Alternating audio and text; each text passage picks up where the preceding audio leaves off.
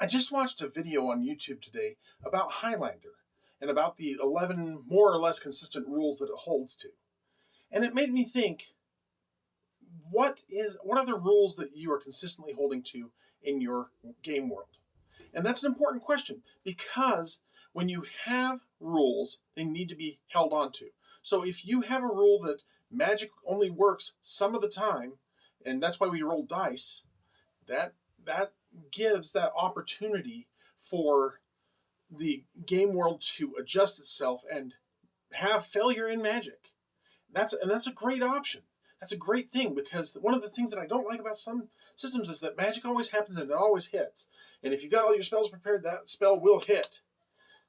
And the thing is that I do like the fact that D&D started bringing in kind of a spell casting skill that you need to be able to roll in order to get your magic to do its effect. And I mean, Savage Worlds has that as well. And just about every game system that I've played recently does have that. And it's nice when magic fails, but it's also nice when it succeeds, and it succeeds spectacularly.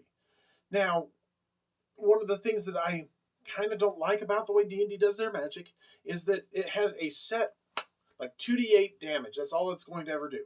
And so the max you can get out of that damage-wise is 16 hit points.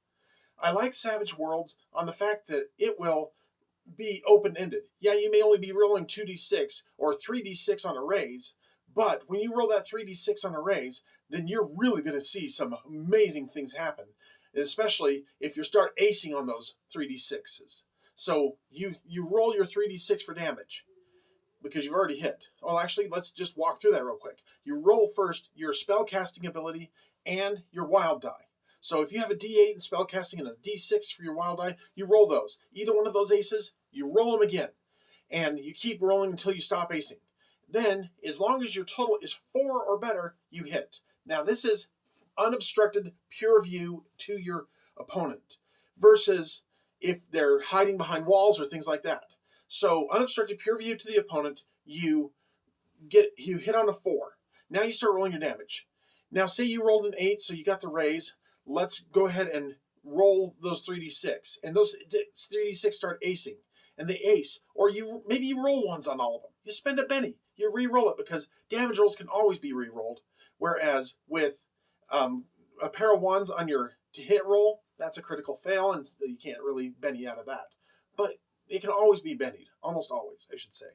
So that's kind of how damage is done. And I like that open-ended damage system.